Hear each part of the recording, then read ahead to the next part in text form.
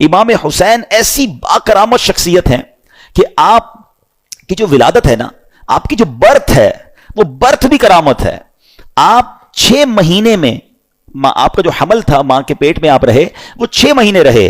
اور یاد رہے کہ پوری دنیا میں سیدنا یحییٰ علیہ الصلوۃ والسلام اور امام علی مقام امام حسین کے علاوہ کوئی ایسا بچہ زندہ نہیں رہا جس کی مدت حمل 6 ماہ ہوئی ہو. یعنی آپ فرام دا ڈے 1 آپ کی ولادت ہی کرامت ہے. اور سبحان اللہ، آپ کے رخسار مبارک کا حال یہ تھا، آپ کے چہرے پر نور ایسا تھا کہ آپ کے دونوں رخسار سے ایسا نور نکلتا تھا کہ کمرے اور دیواریں روشن ہو جایا کرتے تھے.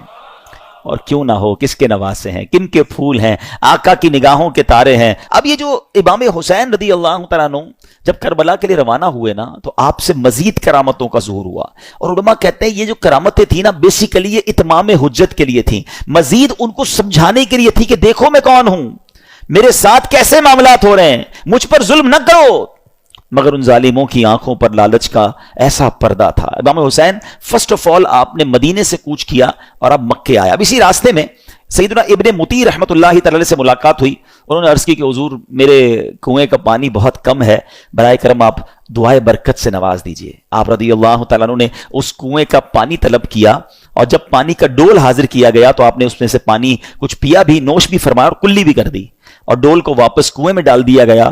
جب وہ ڈول پانی جو ہے وہ کنویں میں گیا، کنویں کا پانی بھی بڑھ گیا اور میٹھا اور لذیذ بھی ہو گیا.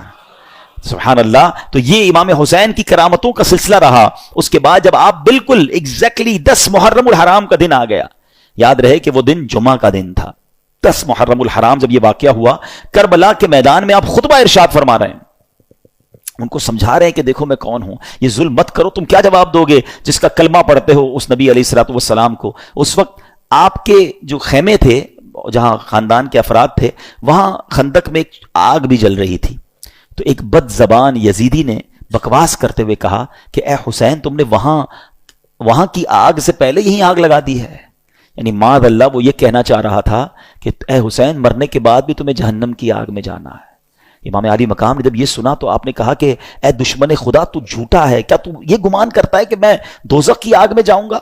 امام علی مقام کے قافلے کے جانثار نے کہا کہ آپ مجھے اجازت دیں تو میں ابھی اس کا سر قلم کر دوں. آپ نے اجازت نہیں دی. آپ نے فرمایا حملے کا آغاز ہماری طرف سے نہیں کرنا، ہو سکتا ہے یہ پرووک کر رہے ہوں، یہ اس لیے ہمیں کہہ رہے ہیں کہ ہماری طرف سے پہل ہو جائے اور یہ کہیں ہم نے تو حملہ نہیں کیا تھا، امام حسین والوں نے پہلے حملہ کیا. حالانکہ اس قدر بڑی گستاخی کی تھی. آپ نے اپنے ساتھی کو روک دیا مگر آپ نے اللہ کی بارگاہ میں دعا کی. دل بڑا دکھا ہوا تھا کہ ایسی بات اس نے کر دی. آپ نے کہا اے رب قہار، اس کو عذاب نار سے قبل بھی اس دنیا میں بھی آگ کا عذاب عطا فرما. آپ کی دعا قبول ہوئی. وہ بندہ جو گھوڑے پہ بیٹھا تھا اس کی گھوڑے کو جھٹکا لگا، گھوڑا خود ہی دوڑتا ہوا گیا اور اس وہ گھوڑے سے جب جہاں گرا تو وہاں آگ لگی ہوئی تھی. اسی خندق میں یہ بندہ جا کر گرا اور وہ بد نصیب آگ میں جل کر بھسم ہو گیا. امام علی مقام نے سجدہ شکر ادا کیا اور اللہ تعالیٰ کی بارگاہ میں عرض کی کہ یا اللہ تیرا شکر ہے کہ تو نے آل رسول کے گستاخ کو سزا دی. اب یہاں بھی ان کے سامنے یہ واقعہ ہو رہا ہے، سارے لوگ دشمن سامنے کھڑے ہیں اور یہ آپ کی دعا قبول ہو رہی ہے،